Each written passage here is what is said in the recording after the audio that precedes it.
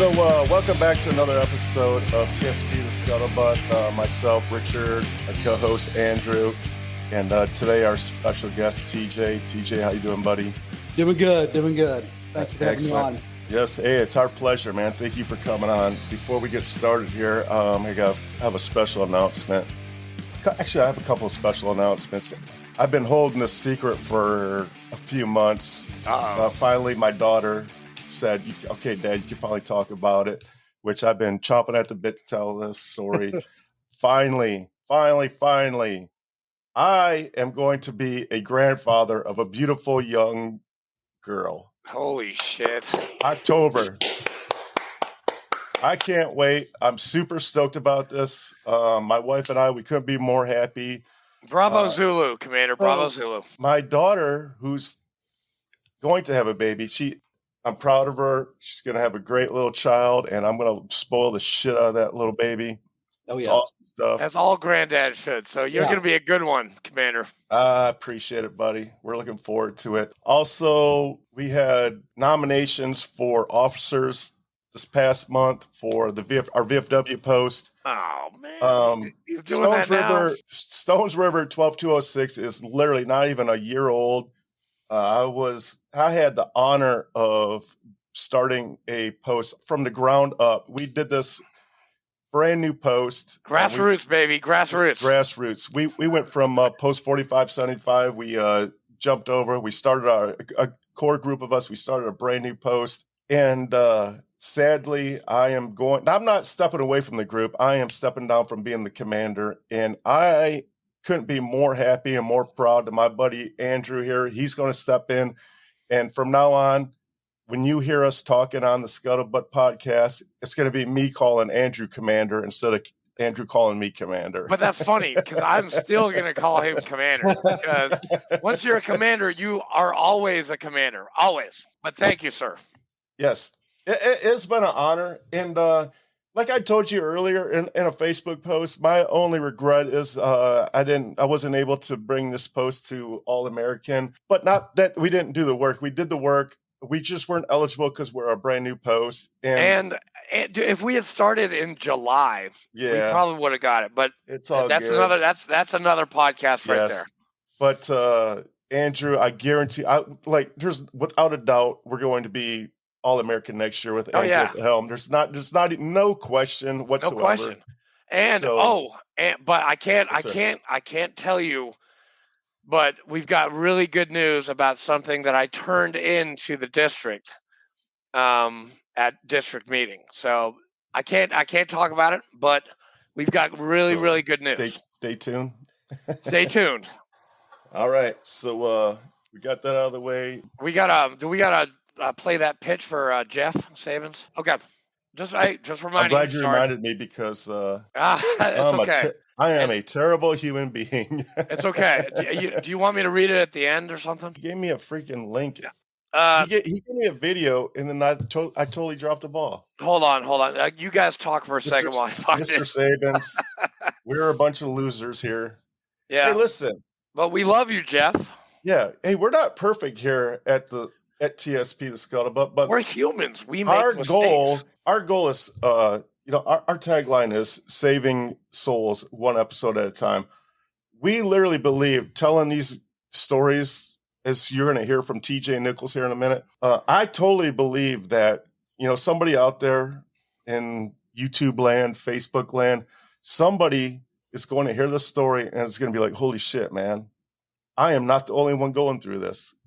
We all have our faults here on this channel. We've all served our great nation. We love this country. Hoorah.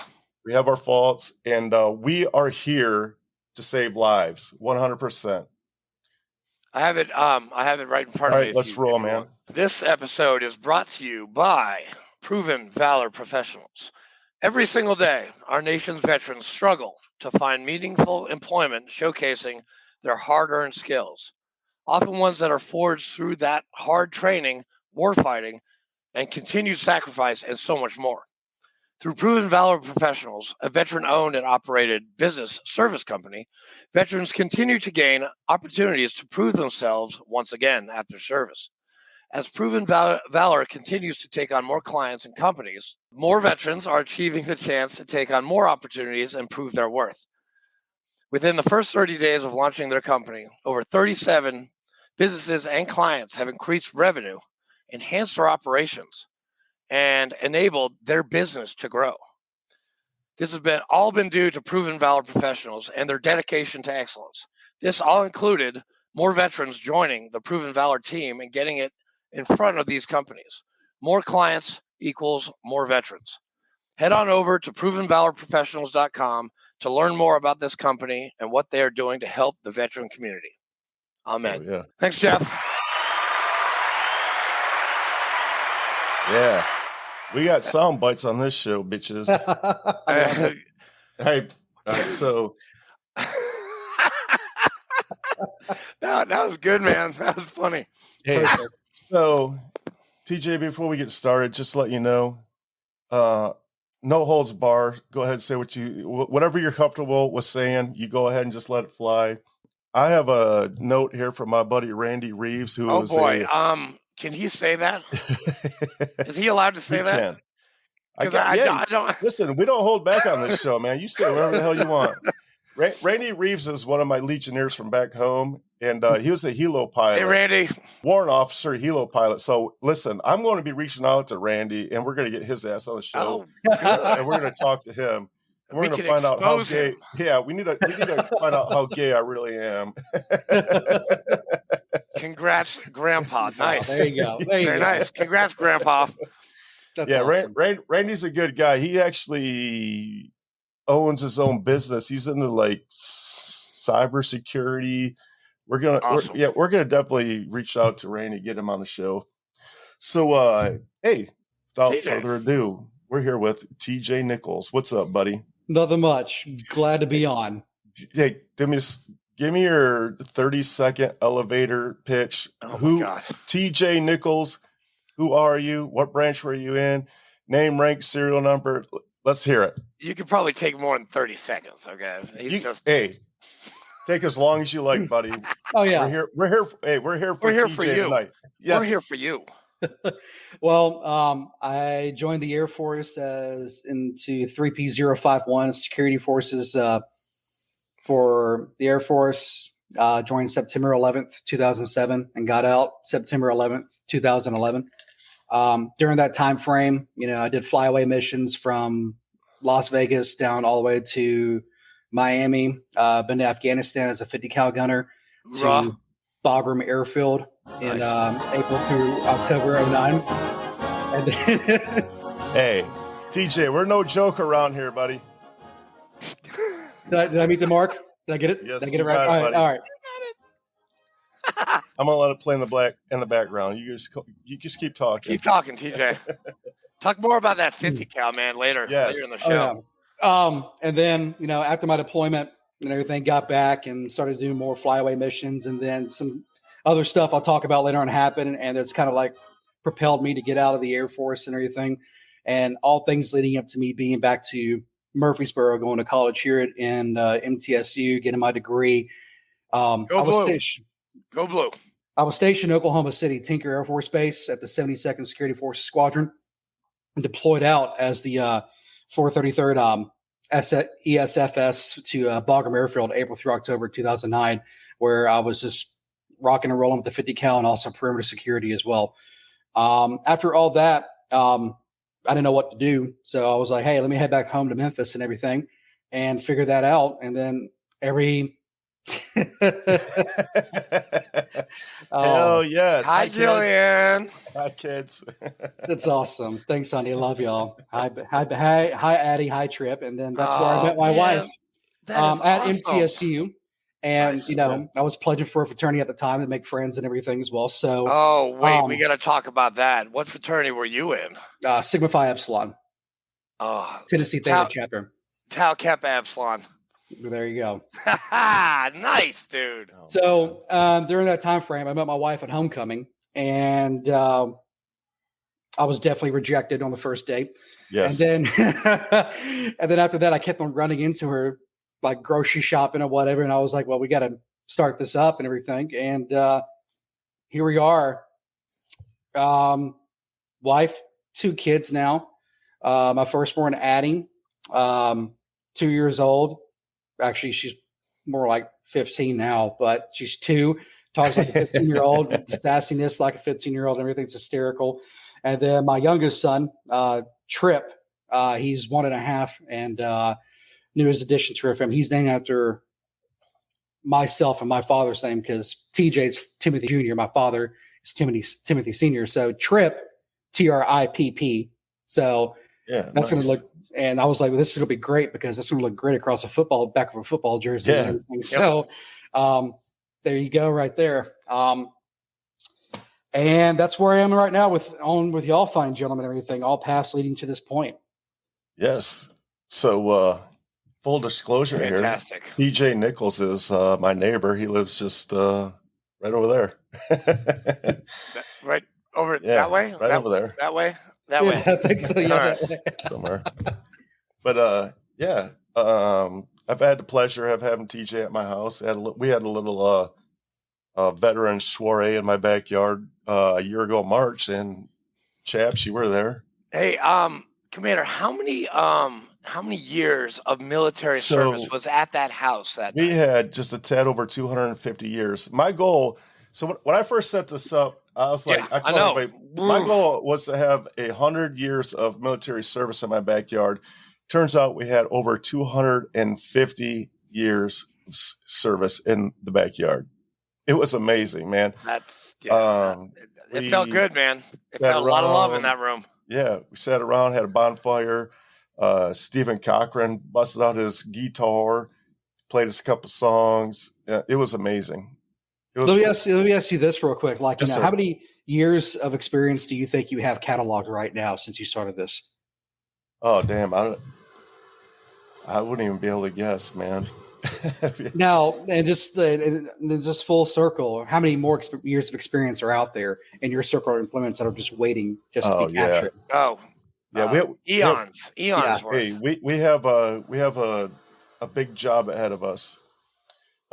We fully believe that all veterans need to have their voices heard, and we give them a platform to do that. Yep. So there's other shows out there on YouTube and Facebook, and they catalog Navy SEALs and Rangers, a lot of these high profile gigs, but there's literally millions and millions and millions of people that need to tell their story that allows those high profile people to do their job. Because if it wasn't for us, none of this works. You know what I'm saying? Every military veteran is a tooth in the cog in the wheel.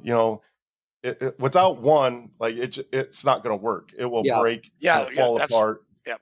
I was just going over that analogy, and yeah, you're right about that. Tooth in the thing. Tooth, cog. Like I was trying to think. I didn't want to screw it up. But it sounds like an ASVAB problem right now. Yeah. Oh, I failed miserably on my ASVAB. It was horrible. I didn't get a very good score either, sir. But I don't really like to get into politics on this show, but just to hit that, look at the Russian military right now. They look like freaking hell. They're failing at. The only reason they're winning this war is because they're bombing civilian targets. They're breaking down that, the Ukrainian civilians are like towing away their tanks. It's embarrassing. I used to fear the Russians. I'm like, what are we fearing these idiots for, man? The only reason to fear the Russians is because they're crazy and they have nukes. Their military looks like freaking shit right now. I'm sorry. I know you have kids watching. Oh, they're totally fine. Hey, Okay, Commander it's Fleet, bad. didn't you and the USS Carl Vinson, weren't you Yes, sir. weren't you up there and like protecting us from the Russians from USSR? So when it was called that, because it's not called that anymore, obviously. So we were okay. So quick little story. Sorry, TJ. We do a little sidebars every once in a while. Yeah, we're like squirrels, dude. We're like, ooh, hey, look it's at all that. good. That's pretty. Ooh. Yeah. This is a part of it, and I love it. I keep doing what you're doing. I'm along for the ride. And I'm in the back seat, like wondering, hey, can we stop for McDonald's? Yeah. French fries? I'm here. 1986, 1987, the USS Carl Vinson and the carrier group went on deployment. We did a close to 7-month deployment. We hit 4 continents. We went all the way down to Perth, Australia, where I earned my shell back. Mr. Sabins, I know you're going to mention this. You're like, oh, Fleek loves his freaking mentioned shellback. Yes, I'm very proud of being a shellback. Yeah, so am I. We hit Perth, Australia. That was towards the end of our cruise. We were on our way back to NAS Alameda, which NAS stands for Naval Air Station. And Alameda is a little island off of Oakland, California. It's a little island.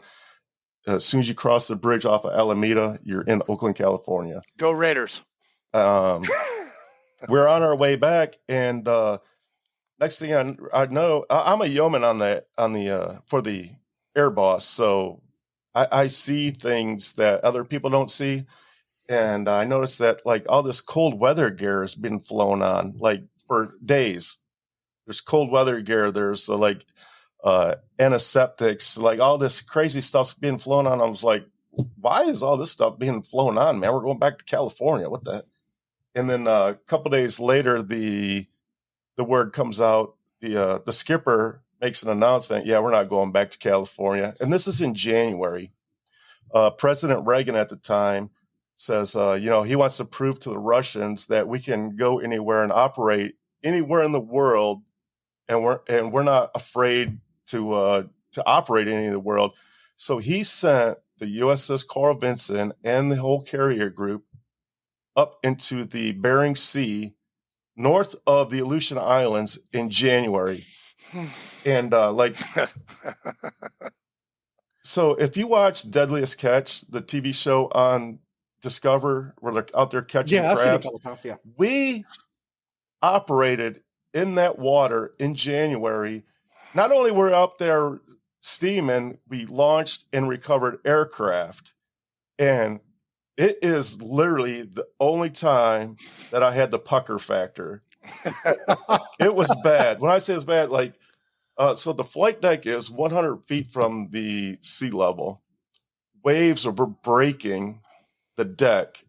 And when it would break, it would just leave nothing but a sheet of ice. I have photos of snowmen on the deck of the carrier. It was rough. But we wanted to prove, hey, listen, we're American, man. We do what the hell we want. And Hey, we did you get your blue nose? I did not. No, sir. Okay. No, sir. Damn. But we were labeled the Bering Sea Bandits, and I actually I have a patch for that, Bering Sea Bandits. It was awesome. So, who's the congresswoman that lives in Alaska? The female. Her daughter married the Medal of Honor recipient. Sarah Palin. Sarah Palin. She literally said she lived in Alaska. She said, I could from my backyard, whatever. And everybody made fun of her. No, that's how close Russia is from Alaska. You can see Alaska and Russia. That's how close it is. Crazy. Yeah, we were up there steaming away. It was, this is what it is. We're all pawns in the big scheme of life. You know what I'm saying? We were voluntold, sir. Yes. Voluntold. So, TJ, were you in Iraq or Afghanistan or both? I was in Afghanistan. You went to Afghanistan? Yeah, that's where we deployed at. It was a 6-month tour, but I was gone for I felt like 9 or 10 months because our group out of Tinker Air Force Base was specifically selected for specialized 50 cal training at 2 different schools and everything. One at Lackland Air Force Base, where CATM, Combat Arms Training Mission, was at, where they actually went through the nitty gritty of the ins and out of a weapon. That's the school you want to go to. And then after that, we went to Creech Air Force Base in Nevada, outside of Nellis, like about 40 to 50 miles outside Nellis Air Force Base, in the middle of damn nowhere, doing even more specialized weapon training and stuff. So there was a lot involved with that. And then from there, we deployed straight to Bagram Airfield. And that's where I was for 6 months straight. We were actually the first Air Force security unit over there to relieve the Army infantry from the perimeter security, because security forces, there's two aspects of it. There's, the security side and the law enforcement side. I was mostly in the force protection, asset security side versus the law enforcement. We bounced back and forth, but that's what made us so versatile. It's like you put us in a role, we can provide protection against anything versus, also being able to protect and serve law enforcement and also the community as well. So we went over there and we were the first, and Air Force has taken over the Army's security perimeter all across Bagram Airfield. Entry and exit points all the way through, perimeter control, the whole 9 yards. That was our bread and butter. Nice. Wow. So that's what we did for 6 months straight or anything. And since I had the specialized weapon training, we were told that we were going to be doing convoys. And we got there like, no, you're not doing convoys. So I was just like, okay, so what are you doing? Like, well, you're going to be sitting in a tower for 6 months. All right. No, bro. I mean, I got ripped away from 9 months. Like, I'm sorry, I'm 19 years old. I want to do this because I've been trained heavily on this and I know what I'm doing. So, but I did mobile security patrols internal in Afghanistan from April to October 2009, on and off. So it was a lot of mix with my team, about like 12 or 13, pairing up with up armored Humvees and getting our 50 cals ready to go for the day, doing 12-hour days and stuff. So I worked the day shift part. So scheduling wasn't that bad at all. Thoroughly enjoyed it. Yeah. So did you guys take any casualties? No, thank God we didn't. We had a couple of injuries, but nothing more, nothing less. One of the biggest things, mortars in the middle of the night.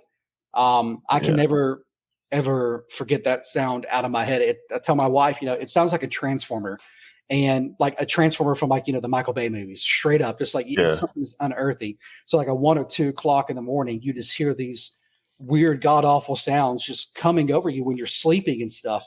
And the first a month or two, we're just like, I freaked out my first time. Like I went in panic mode, grabbed my gear, and went to the bunker. 5 months down the road, they just kept on flying. And I'm just like, all right, fine. I'm just dragging my M4 by the barrel on the ground. Just like, I just want to go back to bed, man. It's 3 o'clock in the morning. TJ, I have a very similar story to that same one that you just portrayed to us. In Iraq, 2005, we're in the city of Karma. We are getting mortared every single morning. The first month, we're like, okay, QRF, let's go. By the end of that deployment, they were like, boom, boom, boom. And I'd get out of my bed and be like, anybody dead? No? Okay, let's go back to sleep. I mean, it was just like, it was like nothing. It was like every day it happened. And we're like, okay, they can't shoot worth shit. So that's okay. Let's just go get some more shut-eye. Yeah, exactly. And the thing is, though, after a while, we're just like, oh, we need to be alert and everything. A couple months down the road, no, I'm just going to chug this bottle of NyQuil and go to sleep. Okay, can you just please leave me alone? And you're talking about the jets launching off and everything. Like we had, as soon as the mortar was lit off and everything, we had jets scramble within a matter of minutes. They go and fly to the location and stuff, but they never got successful with the target, from my understanding, for what I found out. And the thing is, though, they encase the mortars in ice tubes and everything. And they leave them in random positions and all that. So it's a time release, so to speak. So the insurgents, the Taliban in that area, would go to innocent farmers, men, women, and children and stuff, point a gun to the head of the family and everything, just like, if you don't do this, then your children will basically just starve to death. And long story short, so the farmer's just like, I don't know these people. Familiar. They don't know these people at all on base. They don't care. So they're going to do what they can to protect their family. So they freeze over a mortar, put it in the tube and everything, and just walk away. And then hours and hours and hours down the road, launches off. Nobody's there. We're wasting like literally hundreds of thousands of dollars per second when we're just scrambling on those jets, finding something, and we're just creating another crater on a place that's been torn apart by war since Alexander the Great. So it's just like, we got a history buff. You had to go there, TJ. You had to go there. Heart right there, man. Alexander, he's my man, dude. That guy was awesome. Oh yeah, but Yeah, it was a very interesting experience, though, especially being a 19-year-old going over there when you're just, being plucked away from, good old Memphis, Tennessee, and then all of a sudden you're exposed to this all the way through.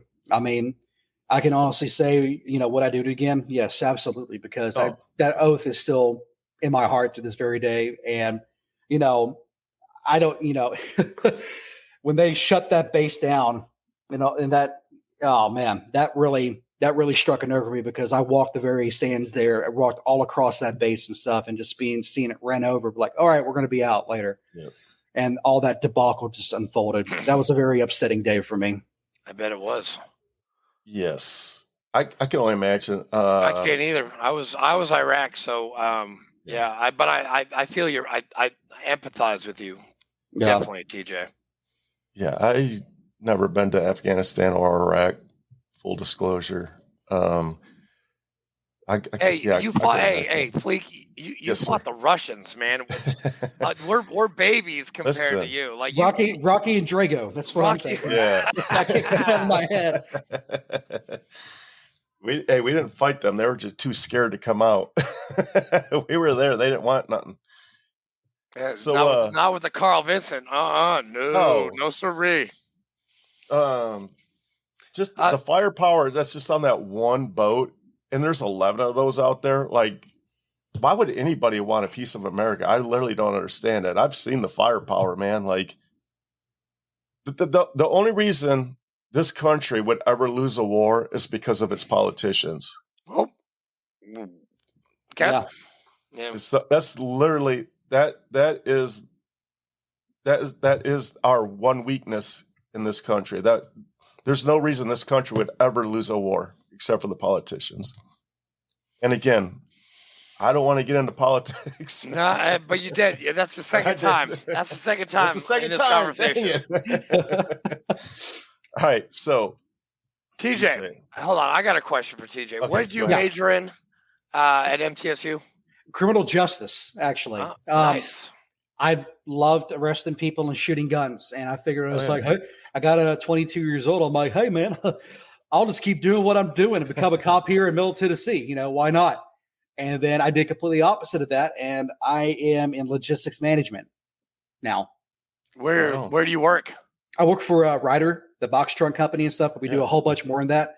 I'm a customer logistics manager, and I work from home remotely and stuff. And my role is basically account management and transportation management, all in one across a couple accounts in Tennessee and up in Kentucky as well, making sure my drivers are doing what they need to do. We're fulfilling our contractual obligations and making sure we're staying safe 100%. Well, they got a good guy to have their back. I mean, you seem pretty locked on, TJ. Yeah, and and I got my boss is a Air Force vet. We got a lot of people in Ryder itself in my group that are veterans as well. And it's awesome. One of my accounts out in Cookeville, Tennessee, they're all veterans out there. And I took a picture with them and everything as well. And I'm proud to say that I'm probably one of the, it's a 3-man account, but I'm like, yeah, I'll get the account on my team where it's just all staffed by veterans.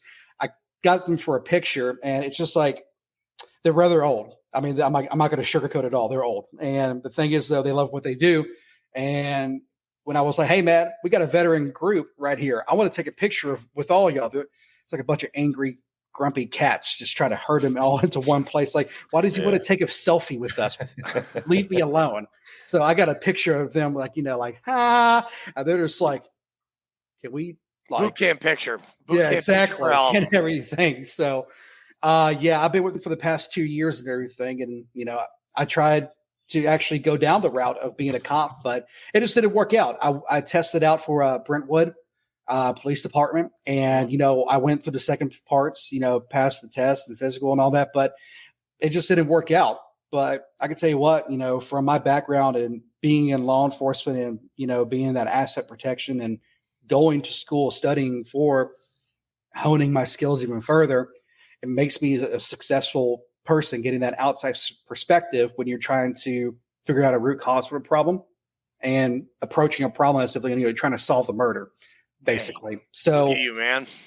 Damn. Yeah. And, I've been bouncing back and forth from other logistics companies and I found my home here at Ryder. So it's been a very interesting ride. That's amazing, man. That's awesome. So I want to like go back a little bit. 16, 17-year-old TJ. Well, you grew up in Memphis, you said? Yeah, my father is Navy actually himself. He was on the USS Theodore Roosevelt, and Man. he was actually in the Persian Gulf, Operation Desert Oh, Shield damn. before we went to Storm and everything.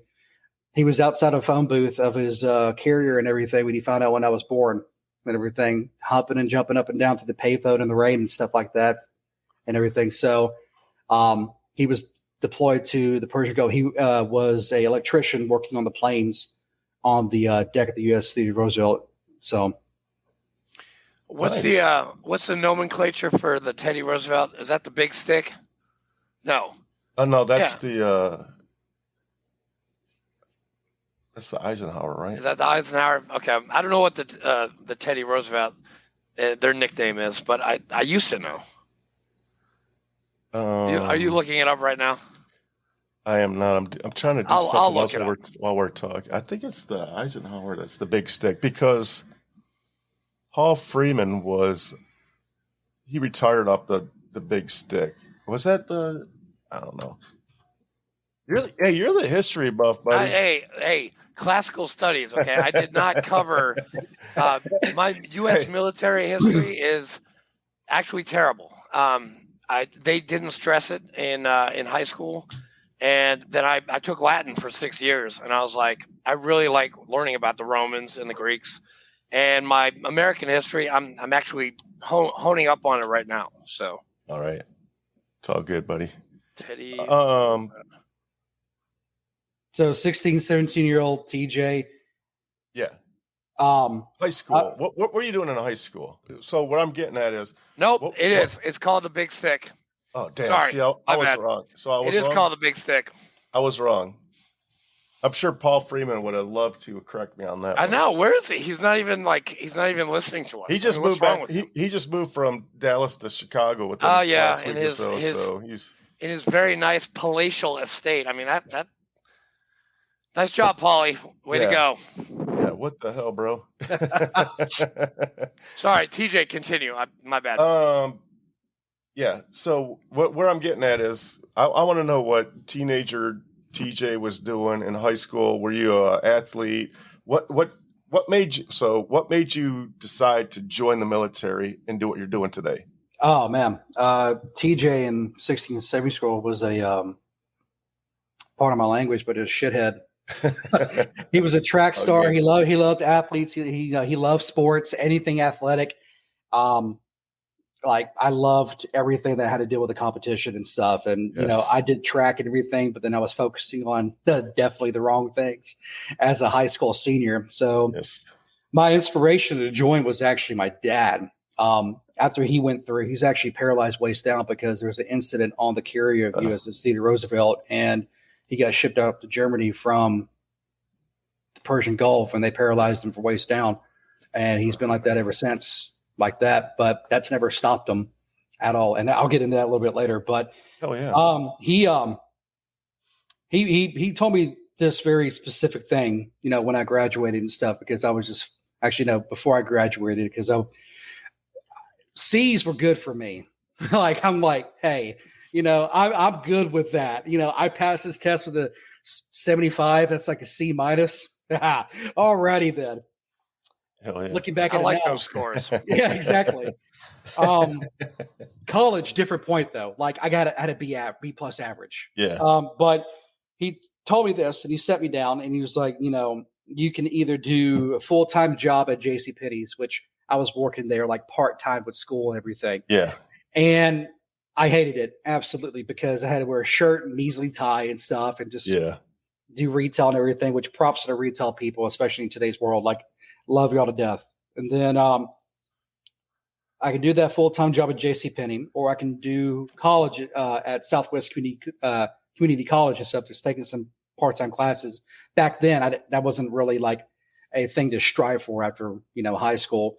And then the third one, he's like, well, you can join the military. I don't want you to do the Navy. I don't want you to do Army. I want you just do Air Force. I want you to do something, if you choose something, so be it. But all in all, you're going to choose these three things, or you will be a productive member of the society. Yeah. All right. So I had a real hardcore talk to myself, and I'm just like, I don't want to work at JCPenney because it's, no, not at all. JCPenney. Yeah. I don't want to work at, yeah.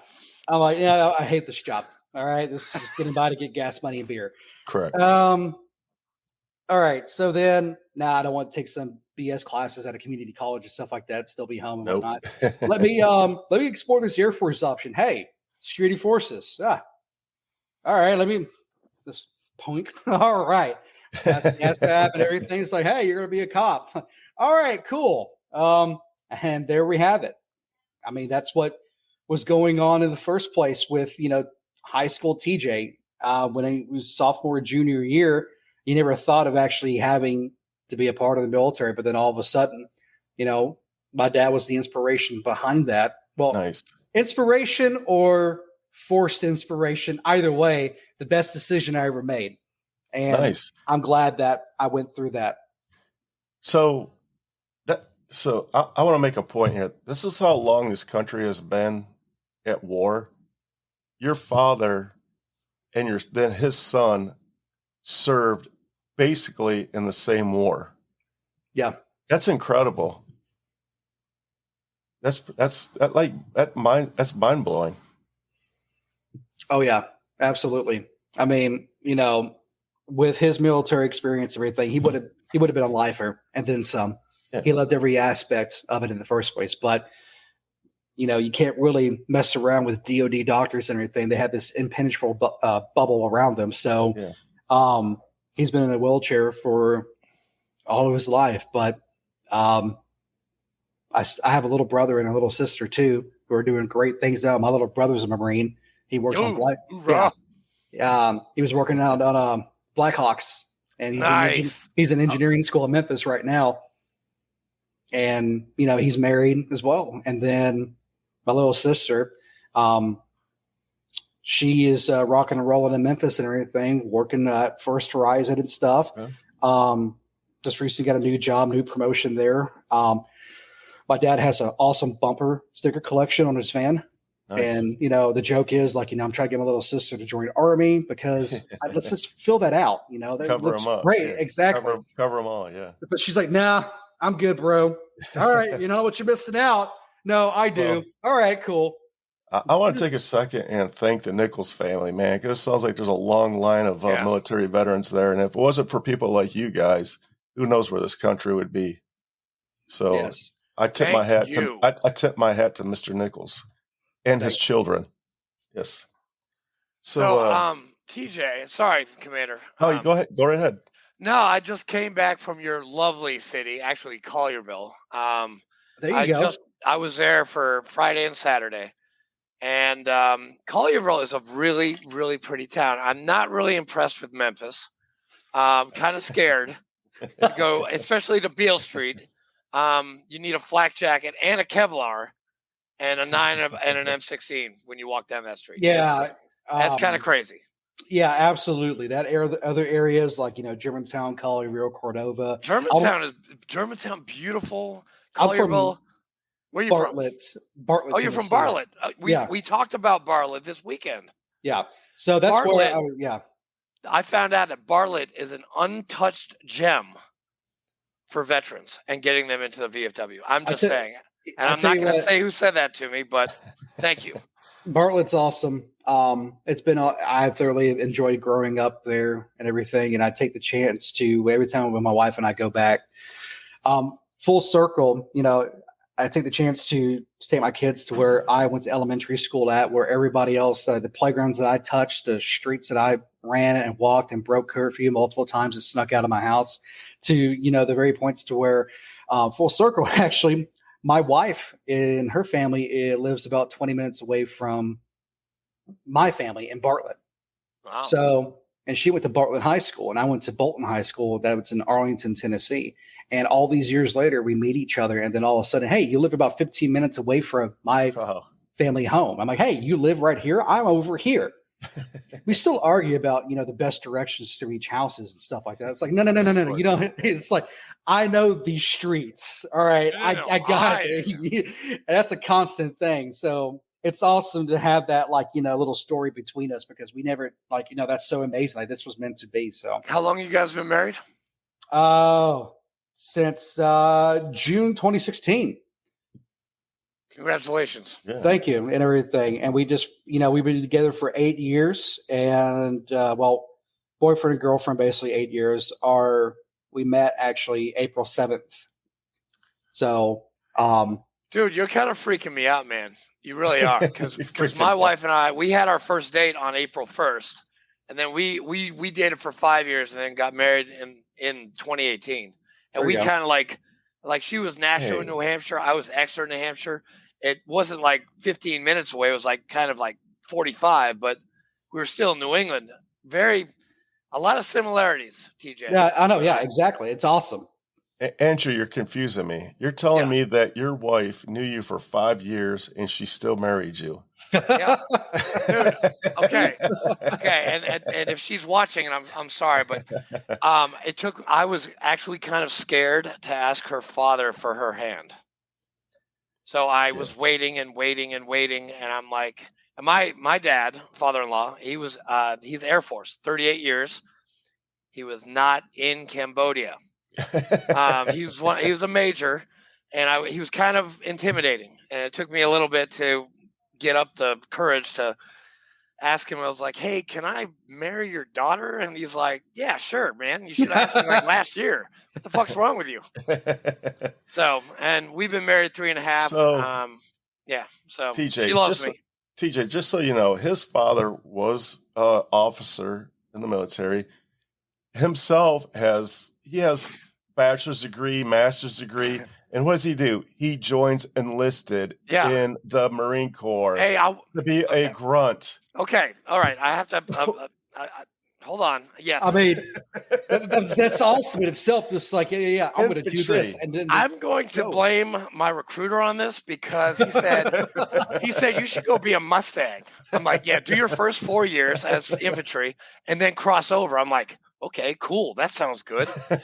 And I took my ASVAB. I got a 54 after college because I took it in 15 minutes. Because all I wanted to do was shoot guns and blow shit up, and I did, and I got that. I got a little bit too much of that. Actually, probably should have died in 05 and 06. But I blame my recruiter, because he told me when I went to go see the officer. What's that called? The officer, when you want to be an officer, the officer recruiter. I was never on that level, so it was never on my radar. He told me to tell the officer recruiter to pound sand, and I did. We went over to Miami. I told him to pound sand, and I left. And I never had enough time back in the rear to go to OCS. So I was never an officer. Just so you know, and you can ask Louis Jablonski this. Oh, yeah. Recruiters lie. All the time. And Louis Jablonski is one of them. I hope he's watching. You prick. TJ, you'll meet Louis. He's like, a great guy. He's a great dude. He's a man's man. Yeah, he was in the Marines, but he was a recruiter for quite some years right here in Murfreesboro, right? Yep. And last July, he was like, "That's it. I'm done. I'm out. 10 years. Boom. See you." Go. All right, so I'm gonna put some pictures on the screen here, and I want TJ Nichols here to explain these pictures. All right, I'm gonna mute myself so I don't. You can talk. Interrupt. No, you're good, man.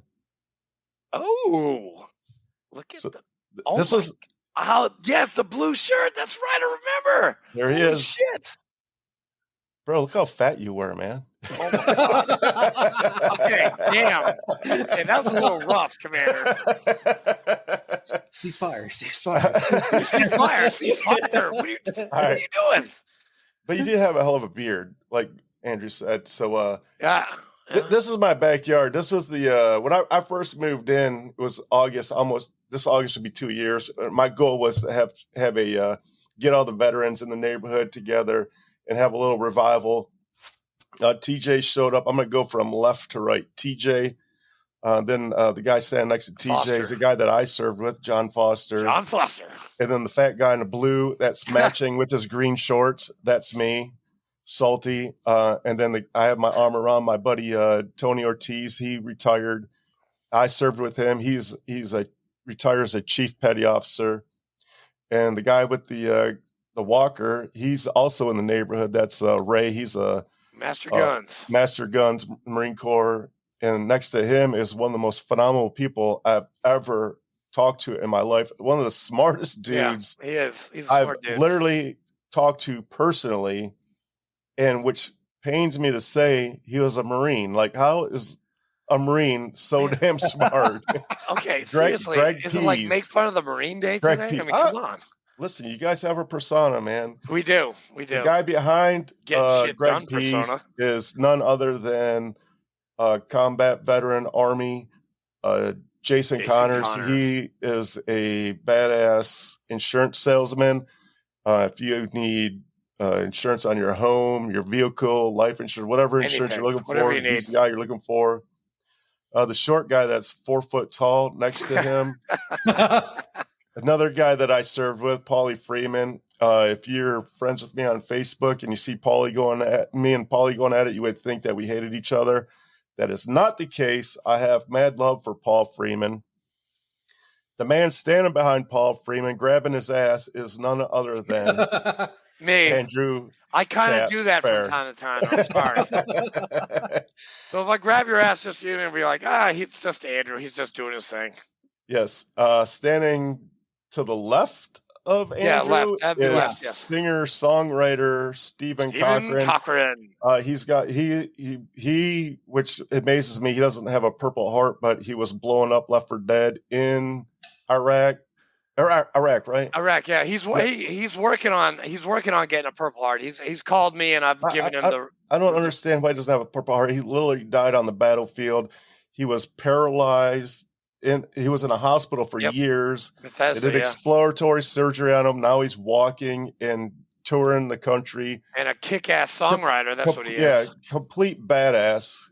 And then next to him is another fellow that served on the USS Carl Vinson, but not during my time, but who is a member of 12206. And the senior vice commander. For another 2 weeks. For another 2 weeks, right. That's my backyard. And that's there's a couple guys. There's a couple guys missing because I have some neighbors that are not in the picture. But dude, there's over 250 years of service. We need to do that again, man. We need to get all those guys up there. Yeah, I would love to, man. It was great. It was very, like, I don't even know the words for it, man. It was awesome having everybody together. Oh yeah. And my wife was a champ. She took it all in and didn't give me no crap. It was awesome. We had a little bonfire. And then when the sun went down, Stephen Cochran broke his guitar out and played a couple songs. All right. So that's photo number 1. No. Oh, shit. Damn. All right. Let's hear it, buddy. There's my friend. Let's talk about this photo. What we got? That's me with hair. Yeah. Damn, that's how my hair looked back then. Yeah, I thought it was cool to wear a fossil watch and everything, a metal like fossil watch, and it just irritated my skin, but I wanted to look pretty for the picture. And that fossil watch is a target indicator, man. You got to take that off. Yeah. But 19-year-old TJ was just like, oh, look cool for this photo with the peace signs and everything in Afghanistan. Yeah, man, let's come out of Call of Duty, bro. So where were you at in this photo? What the hell is this gun you got right here, man? That is the barrel of Ma Deuce, a.k.a. the 50 cal. Ma Deuce 50 cal. And to my right, that was my M4, a.k.a. Taylor. Oh, I named it after my little sister and everything. So that was me doing one of my, like I told you, specialized in the 50 cal and stuff. And I did not only perimeter security in the tower, but also mobile, strike team units as well. So that was just me messing around with cameras and stuff like that. The Oakley shades, the flak armor and everything like that. Uncomfortable little swinging hammock seat and everything. So, and I still have those gloves to Man, you guys were so creative, man. We didn't have any of that shit in 05 and 06. It was like hardcore. I mean, we didn't have a swinging seat. I used one of those ratchet straps when I was in a Humvee. I mean, we didn't, some guys had pillows, but we didn't have any of that shit. Damn. Or the thing on top, like we didn't. Yeah, like what the fuck is canopy. that? Yeah, a little canopy itself. Yeah, we didn't have that. Yeah, he's in the Air Force, man. He knows about the sun. Like, Dad, you guys get so much money for all this stuff, but you got to tell me one thing, TJ. Now, I am an 0331 machine gunner. All right, so the Modus, the 240, and the 50 cal, and the Mark 19 are my babies. I just said Modus and 50 cal in the same sentence. Sorry. Modus, Mark 19, 240. Those are my guys. And I'm very proud to know you that you have handled one of those bad boys. Oh, yeah. I miss her to this very day. What was it like firing that bad boy off? Yeah. Oh, boy. Yeah. Like the best thing ever. I don't know how to tell you this, but you can't aim a 50 cal like behind that. You just can't. You just get a grouping and you just do the best you can. And after 3 months of additional training on top of what we got before we deployed out to actually to Bagram, like all of us had pretty good grouping. All of us all the way down with the sights and all that. I mean, yeah, it has a little measure and little thing on top of it and stuff, but it was just basically like, we were, I would say, extremely accurate with that, especially with what was going on and stuff. That barrel TJ, did they teach you a headspace and timing? Yes, they did. They did. Do I remember it all? No. Do you still have the big question is, do you still have your headspace and timing tool? No, I don't. Absolutely not. I don't. I would love to get my hands on one of those. I tell you what, though, we went through those 2 specialty schools and stuff and everything, and one of the biggest ones was actually when we did the final one was Creech Air Force Base, and we were still going through all that training and stuff, and we were doing night firing with flares launched up in the sky and just pouring down the thunder from our 50 cals and stuff. I was a heavy smoker back then, but still be able to pass a PT test, no problem. No. I actually had cough drops in my Camelback, and I would pop them in my mouth. So that way it helps me breathe easier and open everything up.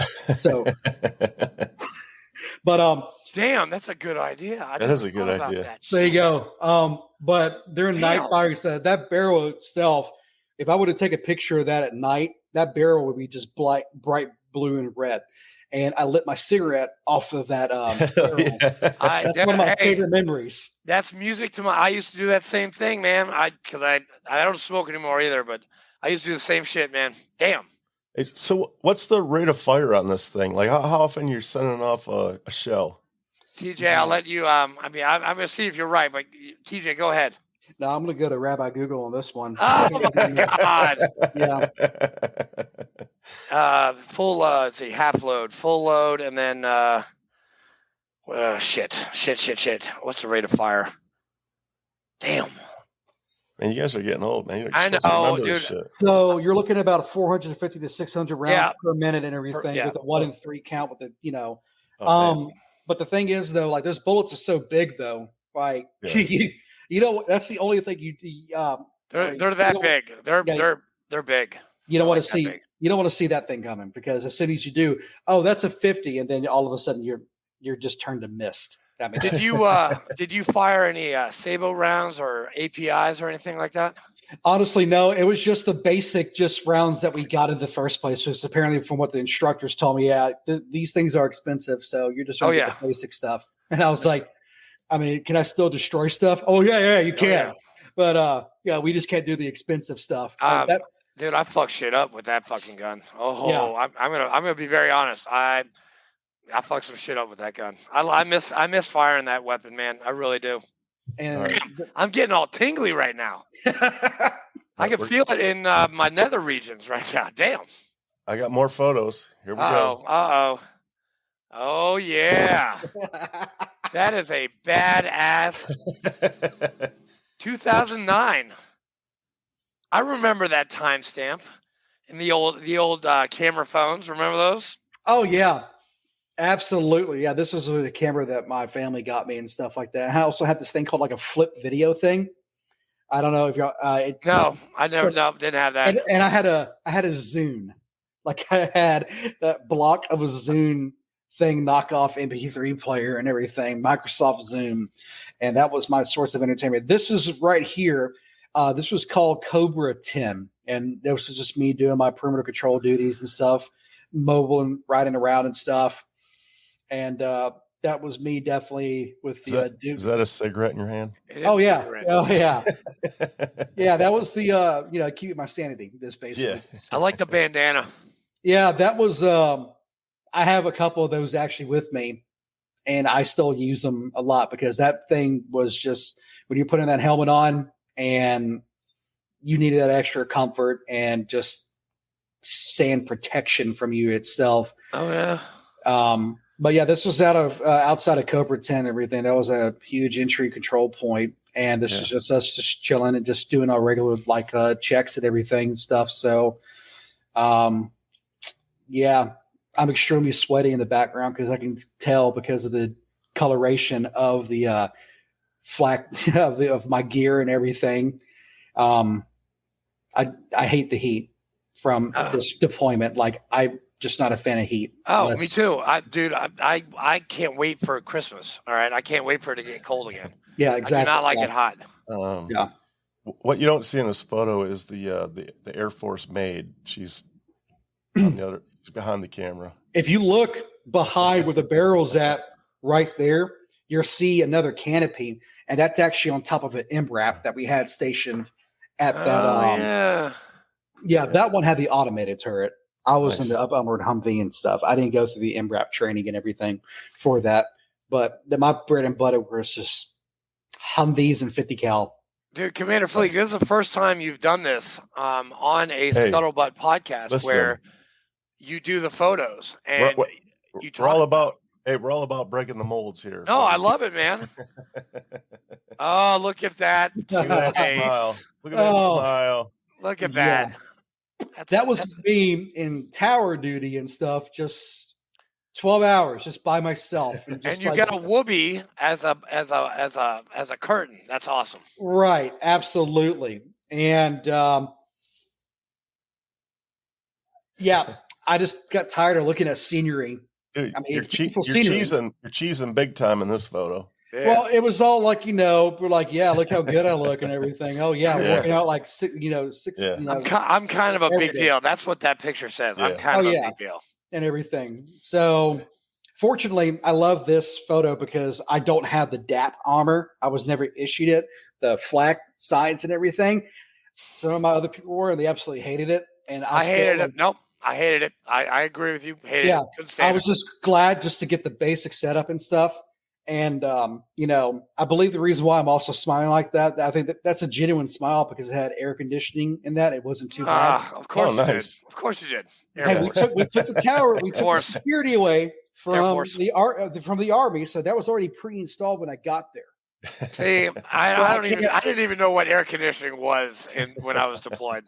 I mean, we had swamp coolers that we slept in and everything and stuff in a huge 120 bunk bed tents and stuff. Mista, Cigala, hey, chocolate, hey, give me some candy. Yeah. This photo right here, I actually have this framed up in my house. Nice. This is one of my favorite photos and everything. That's me doing another check and all that. And this is actually when you're in Bagram towards the perimeter and stuff, this entry control point is actually a long ECP where we actually go out and walk back and forth and everything. So it's like you're going out into Afghanistan where the locals live out a little bit and then you're coming back and stuff. This is to the Egyptian hospital. Now, Bagram, we know it's a multi-coalition base. Yeah. They had a Egyptian compound to where they actually render free medical and dental and everything like that to the local populace and stuff. And outside of that long, narrow path, that ECP control point, there was a Russian barracks, like old school Russian barracks and housing apartments that they lived in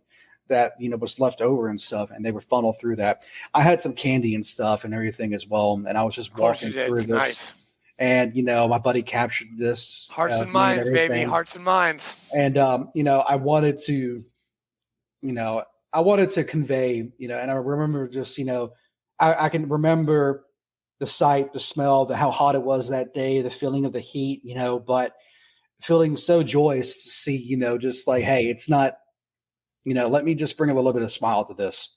Here's some candy, man. Like, I know I can't give you a home or anything like that, but just let you know there's someone here that cares for you. Oh yeah. That's awesome, man. It's very cool. Very cool stuff, buddy. We got any more, Commander? That's the last photo that I have. That's it? Yes, sir. All right, we should get him on part 2 for some more 50 cal pictures. Yeah. Oh yeah, I have to go dig it and stuff. Hoping my hard drives have been busted up, but God, I love that gun. This very day, you can't beat it. No, but we're raffling. The VFW is actually raffling one off. June 11th. Buy a ticket, $50. Rajo. And he'll be naming the his party. Brian Walker, our commander for the VFW, he's having he's gonna be announcing the winner on the 11th. So I don't know if you want a ticket, just let me know. I know a guy. Okay. You know, guy. I know a couple guys. I think you know a lot of guys. Oh, what does that mean? What's that supposed to mean, Commander? I don't know why you got to go there. I'm just saying you're always. What does that mean, Commander?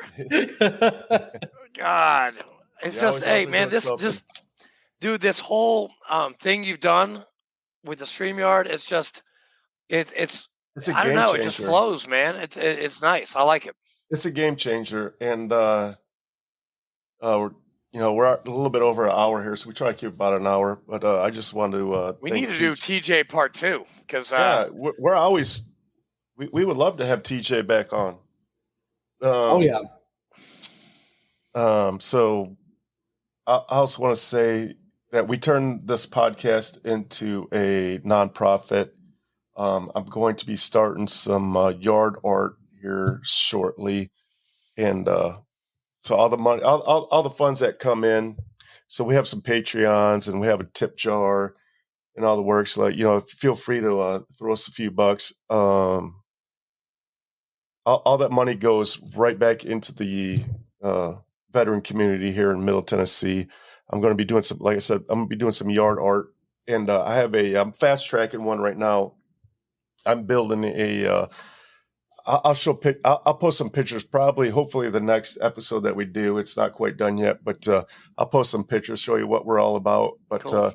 There's a Vietnam veteran that's up in Kentucky, and my boss actually turned me on to this dude. And the reason why I'm fast tracking this guy is because he just found out that he has lesions on his lungs and he's not doing well. So I want to hurry up and make sure he gets taken care of before, God forbid, something happens. But there's not a veteran on this planet that I wouldn't, or I know Andrew or TJ, we wouldn't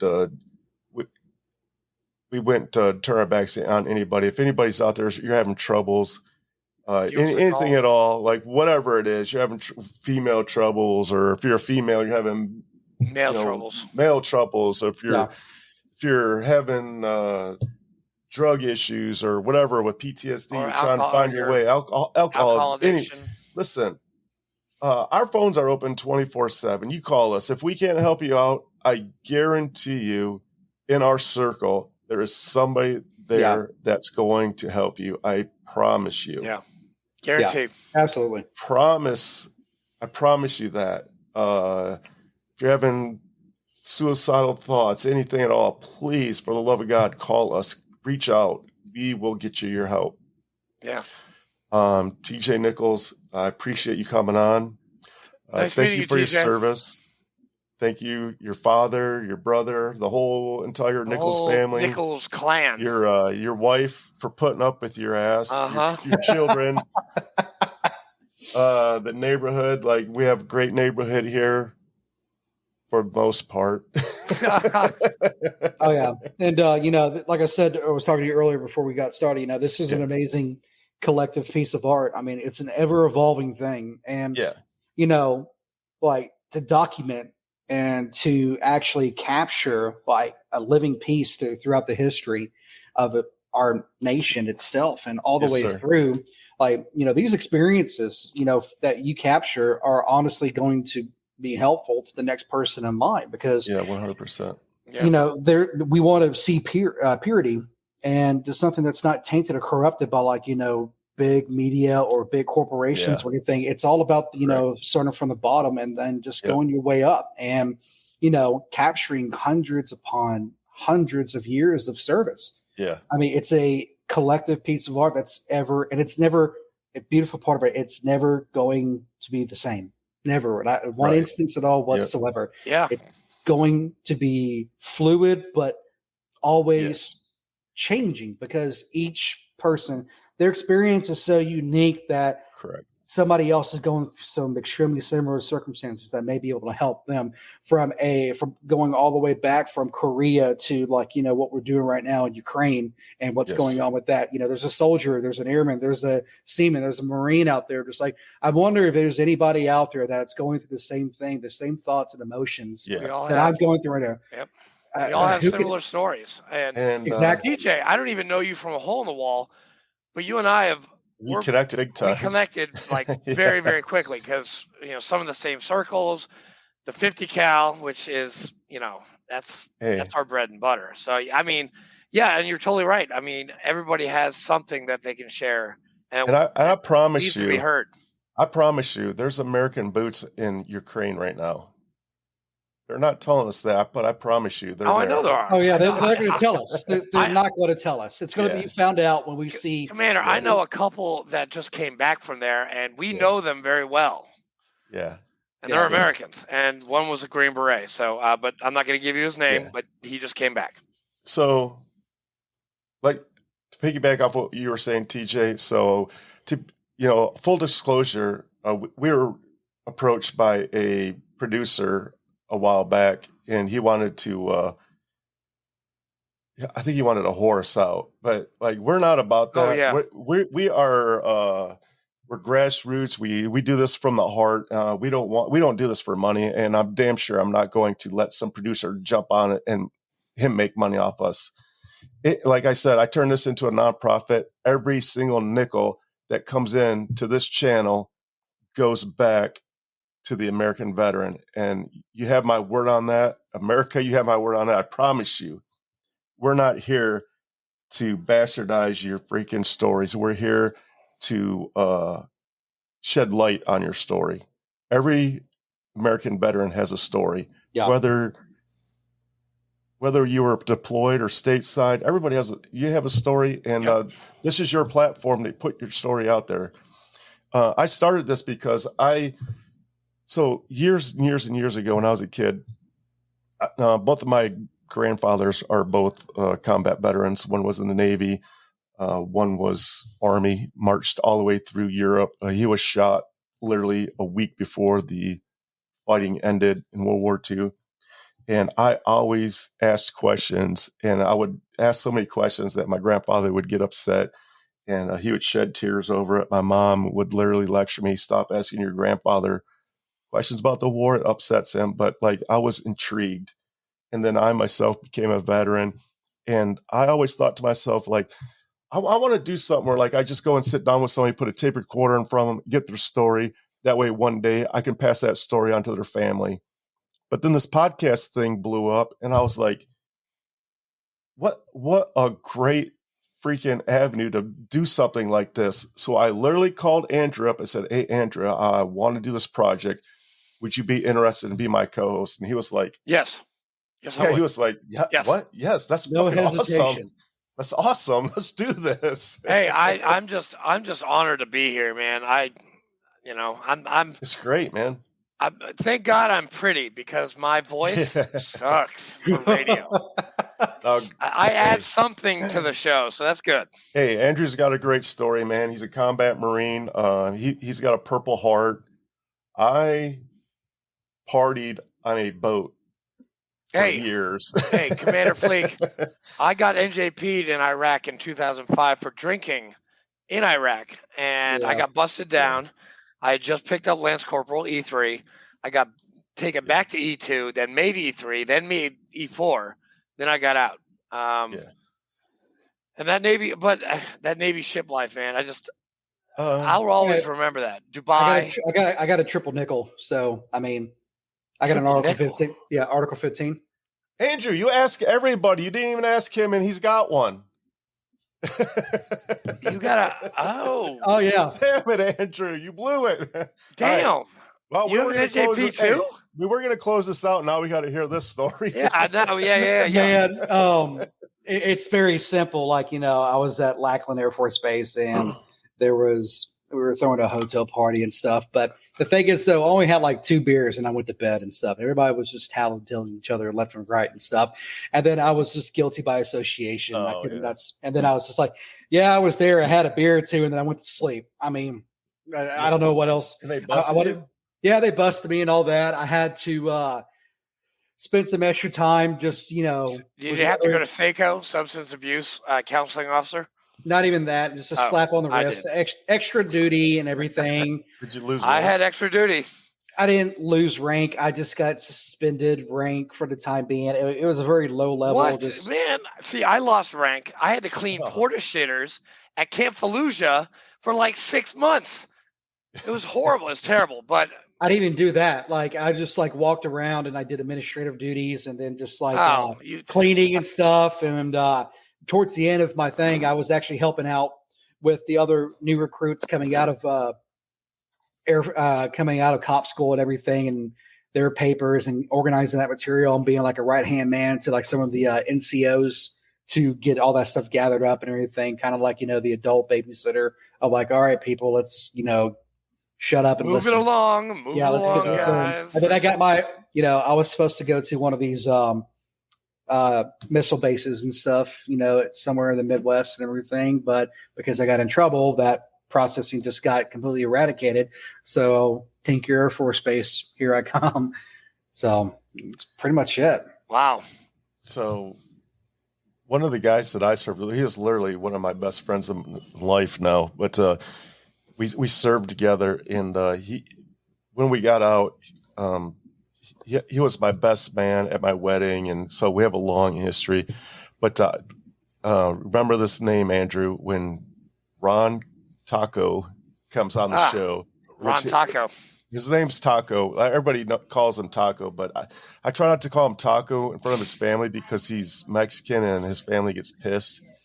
But I don't know him other than Taco. That was his name in the military. It's just Taco.